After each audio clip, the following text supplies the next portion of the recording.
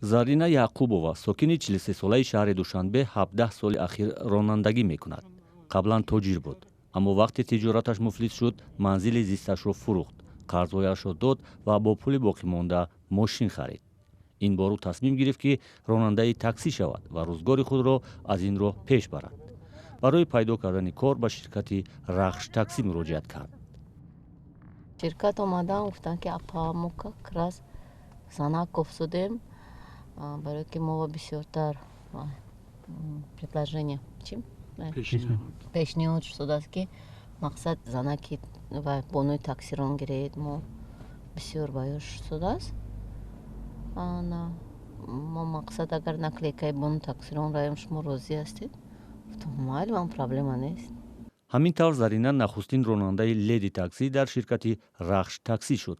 хадамоти Леди-таксӣ ё бонуи таксирон махсус барои занҳо ва кӯдакон таъсис ёфтааст. Зарина мегӯяд, зеро гурӯҳе аз мардум ки мехоҳанд ронандаи таксӣ зан бошад. Чаро? Асосан бисёртар мардҳое ки занҳошонро рашк мекунанд, нобоварӣ ба мардҳо доранд, ҳамно бисёртар занг зада мақсад ай ширкат бонуи таксирон равон кунанд гуфта илтимос мекунанд. Зарина мегӯяд, ӯ муштариҳои доимӣ дорад ки ҳатто нимашабӣ бевақт ҳам ӯро даъват мекунанд. ҳатто занҳое ҳаст ки ба хотири ҳоҷатҳои мухталиф мехоҳанд ронандаи таксӣ бону бошад.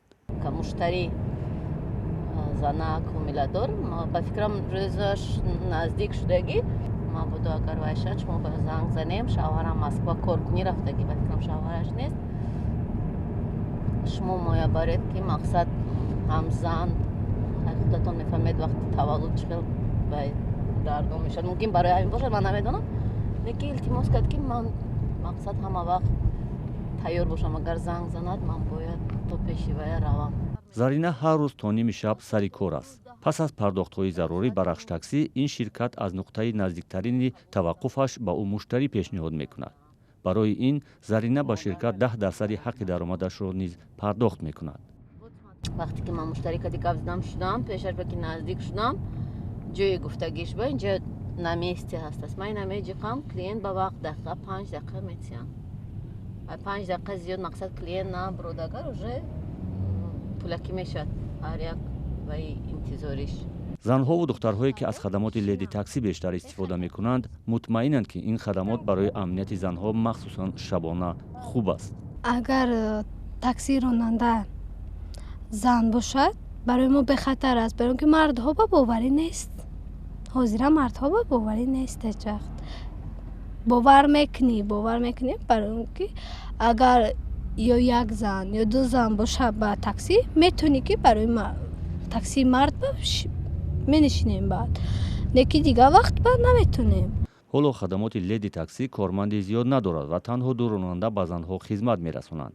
аммо талабот ба он рӯз то рӯз бештар мешавад. агар илоҷаш бошад,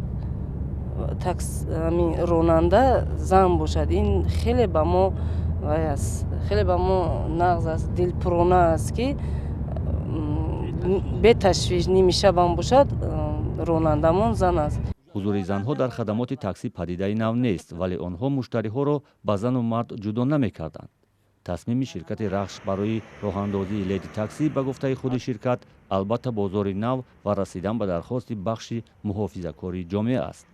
ба виҷа бештар шудани мардҳое ки намехоҳанд ҳамсарону хоҳаронашон бо мардҳо дар як мошин танҳо монанд.